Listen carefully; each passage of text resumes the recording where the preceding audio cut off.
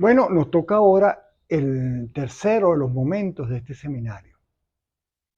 Este momento va a ser un poco distinto a los dos momentos anteriores que tenían un foco prácticamente teórico, pues exclusivamente teórico, centrada la mirada sobre la teoría que vamos a necesitar a la hora de analizar los hechos que vamos a presentar, ¿no? Pero este momento va a estar dividido básicamente en dos videos. Un video que está destinado a presentar un panorama de la situación, un panorama en términos formales, descriptivos, cuantitativos de la situación, y un segundo video en donde a partir de ese panorama que hemos definido en el primer video, veremos cómo los diferentes actores sociales y políticos se movían en el tablero. Esta sesión se divide pues en dos videos que yo recomiendo ver en sucesión. La división de la sesión en dos videos responde a tratar de mantener un poco la modularidad propuesta en el seminario. Es decir, que quien quiera ver solamente los videos de las descripciones estadísticas del país puede hacerlo, o que el que quiera ver solo las descripciones del juego de los actores políticos puede hacerlo, o el que quiera ver solo las sesiones de teoría social pueda verlo, de forma tal que en un mismo seminario haya como tres ópticas o tres dimensiones distintas de encarar el problema, ¿no? Entonces van estos dos primeros videos que yo recomiendo ver en sucesión, porque va a haber, sobre todo en el segundo video, muchas referencias a lo que vimos en el primer video, ¿no? Llegado a este momento debemos tener al menos dos ideas claras que derivan de los videos anteriores, ¿no? La primera idea clara es que la sociedad no es un papel en blanco en el cual nosotros libremente expresamos nuestra idea y moldeamos la sociedad a partir de un imaginario formal que nosotros podemos definir y pensar, ¿no? Así como el arquitecto sobre un papel en blanco diseña un edificio sin más límites que sus ideas, ¿no? La sociedad no es un papel en blanco. La sociedad tiene ya unas estructuras definidas. Y esas estructuras definidas le vienen por una de las segundas cosas que debe estar suficientemente clara a estas alturas, es que la sociedad tiene una historicidad. Es producto, el momento que estamos hoy es producto de una historia. Allí tomaría la reflexión que veíamos en la primera sesión de Rice Mill, que él decía pues que la sociología era algo a medio camino entre la biografía y la historia. Entonces yo tomaría esa metáfora para pensar un poquito con ustedes. Piensen si ustedes mismos en el momento presente que están hoy día, ustedes pudiesen ser cualquier cosa que ustedes se imaginasen. Yo, por ejemplo, en este momento me gustaría ser, no sé, digamos, bailarina clásica de ballet. ¿Pudiera hacerlo? No. ¿Por qué no? Porque ya tengo una biografía, ya tengo años de vida recorridos, ya tengo acciones que he cometido. Todo eso termina configurando quién soy yo en este momento, que es muy distinto a quién soy yo al nacer o a quién soy yo hace 20 años. Entonces, en este momento, yo como persona tengo un campo, unos límites que me fijan lo que puedo hacer o no puedo hacer, al igual que usted. Al igual que la sociedad, por supuesto. Entonces, la sociedad no es ese papel en blanco, la sociedad tiene una historicidad. Y entender por qué la sociedad hoy es así, entender por qué esta Venezuela que tenemos hoy es así, pasa por echar una mirada hacia atrás y ver cómo se ha ido configurando todo eso. Solo partiendo de la historicidad de la sociedad, solo partiendo de entender cómo fue que llegamos a este momento, es que vamos a poder entender cabalmente cuáles son las oportunidades que tenemos en el presente momento. Sin más, entonces, pasemos al objetivo específico de este video, que es una descripción lo más rigurosa posible del proceso venezolano cuando comienza a configurarse lo que muchos autores denominan la modernidad en Venezuela. Entonces, veamos. En primer lugar, hagamos la descripción del gráfico. El gráfico muestra el Producto Interno Bruto real por sectores de actividad económica desde 1920 hasta 1936. El Producto Interno Bruto de un país es la suma total del valor de todos los bienes y servicios que ese país produjo. Es un indicador muy utilizado en términos de tratar de medir la potencia económica, incluso el desarrollo de los países. La noción de que este indicador por sí solo sea capaz de medir el desarrollo ha sido puesta en cuestión en los últimos años, pero eso sería materia de otro seminario, ¿no?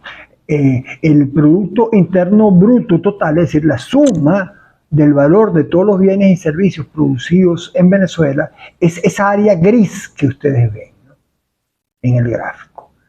Eso está medido en millones de bolívares de 1984. Eso es lo que se llama medirlo en términos reales. ¿Por qué? Porque, bueno, por supuesto, los bolívares en 1920 no compraban lo mismo que compra un bolívar en la actualidad. Es decir, en 1920 un bolívar era una cifra realmente significativa, con una capacidad de poder de adquirir cosas muchísimo más grandes que la que es un bolívar en la actualidad. Entonces los economistas han inventado esto que se llama los bolívares reales o las unidades monetarias reales. ¿Qué es lo que significa? Bueno, significa que son bolívares puestos al nivel de compra del bolívar en 1984. Es decir, se hace una equivalencia en términos de la capacidad adquisitiva de la unidad monetaria. Entonces, por eso es que se llaman bolívares reales. En este caso, todos los bolívares es como si fuesen equivalentes a los bolívares de 1984. Y entonces la superficie gris es la cantidad en millones de bolívares en 1984 que tenía todo lo que se producía en el país. Entonces, como ustedes ven, en el primer año todo lo que se producía en el país era equivalente a algo así como 7.500 millones de bolívares de 1984. Todo está medido en millones de bolívares de 1984, como dice el gráfico. Y luego, las líneas, ¿qué es lo que representan? Representan la cantidad de bienes que aportó cada una de las ramas de actividad económica que se están mostrando. Es decir, la agricultura, por ejemplo, la agricultura es la línea verde. Esa línea verde representaba el 34% de todo lo que se produjo en bienes y servicios en 1920, lo aportó la agricultura. Y el petróleo, que es la línea negra, solo aportó el 3%. La industria de la construcción, que es la línea color ladrillo, aportó para ese año 11%. Entonces, en este gráfico podemos ver entonces tanto la magnitud global del producto como la magnitud de lo que aportó cada una de las ramas de industria que se detallan en él.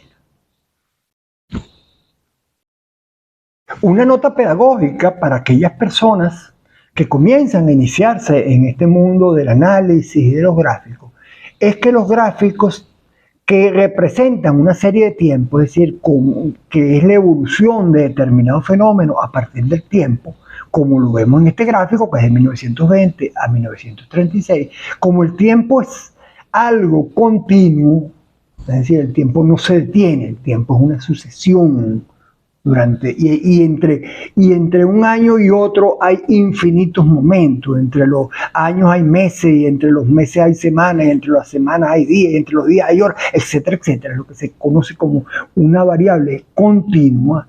La representación gráfica siempre debe ser hecha en forma de líneas. A veces uno ve gráficos que presentan fenómenos en sucesión de tiempo anuales y los presentan con columnas o barras. Eso es incorrecto, porque ahí se está perdiendo la idea de continuidad en el fenómeno. El discurrir del tiempo se pierde. Entonces, esta es una nota metodológica. Recuerden, siempre los gráficos que muestran serie de tiempo, fenómenos continuos se utiliza la línea. Bueno, el gráfico que vemos a continuación nos muestra la evolución del Producto Interno Bruto de Venezuela desde 1920 hasta 1936. Como ustedes saben, el objetivo del seminario es describir la panorámica desde el punto de vista de la perspectiva sociológica desde 1936 hasta la actualidad. Sin embargo, como decíamos, cualquier punto que tomemos en la historia va necesariamente que tener unos referentes anteriores. Es decir, comenzar la historia de Venezuela, la perspectiva, el análisis de Venezuela desde 1936 requiere que hagamos referencia a algunos hechos que sucedieron anteriormente en esa fecha, ¿no? Particularmente en Venezuela, el auge de la industria petrolera, ¿no? En todo caso, ahí lo que vemos es la magnitud de la economía venezolana, ¿no? Fíjense, está señalado también en el gráfico en el punto que hubo el famoso reventón del pozo Los Barrosos II. No es ese el descubrimiento del petróleo en Venezuela, el petróleo ya tenía tiempo, pero sí esa fue una evidencia inocultable de la inmensa riqueza petrolera del suelo, ¿no? Ya habían estudios técnicos que apuntaban hacia o evidenciaban esa situación. Sin embargo, el famoso reventón de Los Barrosos, que fue un pozo incontrolado que durante días y días estuvo vertiendo miles y cientos de miles de barriles de petróleo a la superficie espontáneamente, y que no había forma de detener aquel maná que crecía del suelo, fue una evidencia importante desde el punto de vista noticioso, ¿no? Por supuesto, ya antes del Pozo Barroso II había habido producción petrolera. Pueden ustedes ir a la página de Perspectiva Sociológica, buscar en la cronología que estamos construyendo, que como ustedes ven es una cronología perfectamente interactiva. Aquí tenemos el estallido del Pozo Los Barrosos II en diciembre de 1922, y aquí tenemos la primera exportación petrolera de Venezuela, que se produce en 1917. Ese año la producción total de petróleo en Venezuela fue de 121.000 barriles. Pero el gran momento, el momento que puede marcar a nivel de la narrativa y de la visión del país como de la gran nación petrolera, fue a partir del Pozo Los Barrosos II. Volvamos entonces a nuestro gráfico. Aquí tenemos entonces que para 1920, que es el punto de inicio de nuestro gráfico, el país era un país eminentemente rural, eminentemente agrícola. El 34% de todo el producto era generado por la agricultura. Y fíjense que solamente el 3% era generado por esa incipiente industria petrolera. En solo 6 años, ya para 1926, 4 años después del reventón del Pozo Los Barrosos II, el petróleo había pasado de 3%, de generar el 3% del Producto Interno Bruto, a generar el 18% del Producto Interno Bruto. Y obsérvense cómo paralelamente al surgimiento del petróleo se produce también la expansión de los servicios conexos que necesitaba la industria. Fíjense ahí que la construcción para 1926 sube al 22%, siendo incluso el sector que más aportó en el Producto Interno Bruto ese año, ¿no? Ese es un indicador de cómo el inicio de la producción petrolera, que es ahí la línea negra que ustedes ven, impulsó o motorizó el dinamismo en otros sectores. Y fíjense que aquí tenemos un buen ejemplo que en el próximo video profundizaremos mucho más, que en este año 1926 se produce una expansión de la construcción que llega a representar el 22% del producto, y eso tiene efectos sobre las demandas políticas muy grandes. Fíjense cómo nos dice, como a ese respecto, nos dice el profesor Brito Figueroa en su obra La historia económica y social de Venezuela, cómo esa expansión de la industria de la construcción, justo en ese año 1926, como pueden ustedes ver en el texto, ocasionó las protestas por parte de los propietarios de la tierra para tratar de que el gobierno detuviese esos programas masivos de construcción porque estaban ocasionando la pérdida de trabajadores agrícolas. Es decir, fíjense cómo nosotros podemos pasar de la estadística al análisis de la situación de la coyuntura social y política. Ya para 1929 el petróleo era cercano del 40% del Producto Interno Bruto, situación que se mantiene hasta el primero de los años que constituye el foco de nuestro seminario, que es el año 1936, donde el 41% ya del Producto Interno Bruto es generado por el petróleo. El petróleo tiene una particularidad que es importante para toda nuestra reflexión de ahora en adelante, que es un sector que produce muchísimo riqueza, muchísima magnitud de valor, pero que emplea poca gente. Ustedes en el recuadro que tienen a la derecha inferior de su pantalla verán como en el 36 teníamos una población aproximada de 3.540.095 personas, de las cuales solo 13.000 estaban empleadas en el petróleo.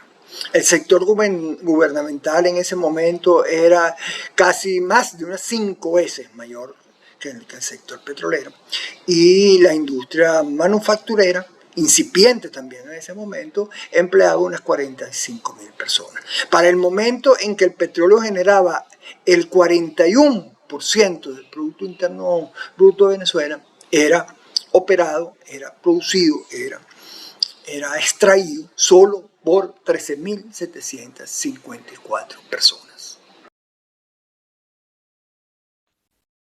Podemos observar en esta gráfica el comportamiento de la población venezolana.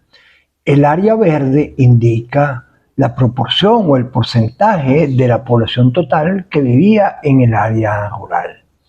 Y la porción gris, el porcentaje de la población que vivía en el área urbana. Obsérvese cómo, si bien entre 1920 y 1936 la población urbana tiende a crecer un poco, la inmensa mayoría de la población vivía en áreas rurales. Es decir, que el descubrimiento del petróleo no genera en un primer momento una masiva migración de lo urbano a lo rural.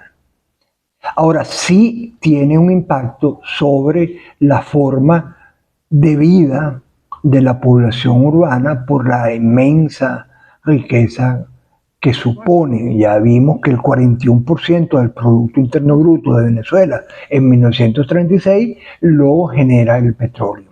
Sin embargo, el desplazamiento poblacional en un primer momento hacia las ciudades no fue un incremento tan súbito. Esto además tiene la razón de que las explotaciones petroleras no se encuentran concentradas en las áreas urbanas, por el contrario, están fuera de las grandes ciudades venezolanas, ¿no? En lo rural la concentración de las tierras era impresionante. Nos dice Federico Brito Figueroa en su obra citada que en el año 1937 3.338 hacendados controlaban más de 20 millones de hectáreas. Eso era equivalente al 80% de toda la tierra privada del país. Es decir, el 80% de toda la tierra privada estaba bajo la propiedad de solamente 3.338 personas. Y por supuesto, cuando decimos ciudades, la gente tiende a imaginarse o tener en su cabeza un imaginario como la Caracas actual. Y nada que ver, pues era otra época, eran otros tiempos. Caracas para 1926, que es el año en donde dijimos que hay el boom en la construcción, tenía 135.253 habitantes solamente. Es decir, una cuarta parte de lo que es Catia hoy día era en la ciudad de Caracas. Y por supuesto, sin los rasgos modernos que exhibe la Catia actual.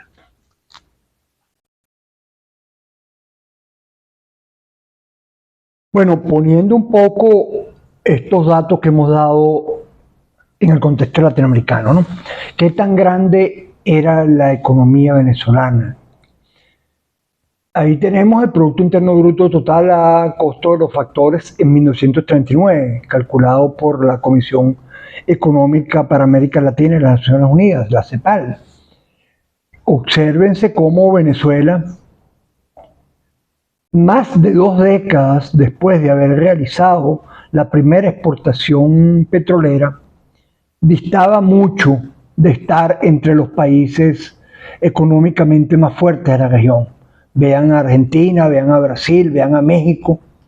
La barra venezolana es la barra que está designada con el color rojito. Incluso Colombia, nuestro vecino, y Chile eran economías muchísimo más grandes que la venezolana, ¿no? Y reitero, estos 22 años después de haberse producido la primera exportación petrolera, ¿no? Aquí tal vez podemos derivar una moraleja para el tiempo presente. No importa lo grande que puedan ser las reservas petroleras que tenemos bajo nuestro subsuelo, eso no nos garantiza por sí solo poder tener una economía potente, una economía grande, una economía pujante. Hace falta que concurran otros factores también. Bueno, estos datos que hemos presentado en esta apretada síntesis es como un primer boceto, pues, de lo que era la situación para el año 1936 o años cercanos, nos muestra la imagen de un país que era uno de los países más pobres de América Latina. A pesar del descubrimiento petrolero y del inmenso potencial de riqueza que ello representaba algunas décadas atrás. Pero el petróleo sin duda inició un proceso gradual de transformación de la sociedad venezolana, en que terminaría a partir del año 36 expresándose en una disputa por la gestión de estos cambios, por la gestión de esta modernidad incipiente. Venezuela era para el momento una de las economías más pobres de América Latina, con una población evidentemente rural, con gran concentración aún de las tierras, pero con sectores sociales emergentes por la explotación petrolera.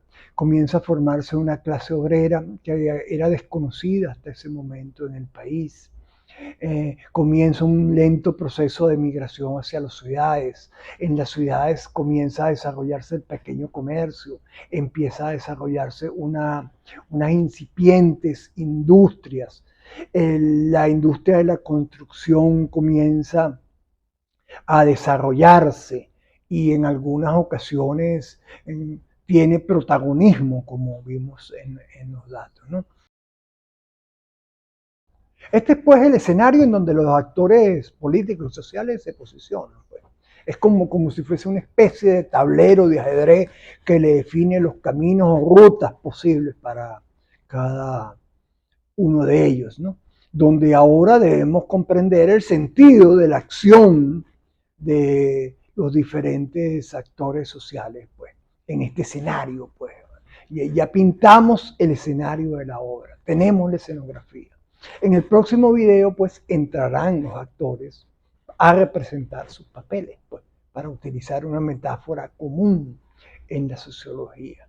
Entonces empezaremos a ver las estrategias de los diferentes actores políticos y sectores sociales en este tablero que constituía la Venezuela de 1936.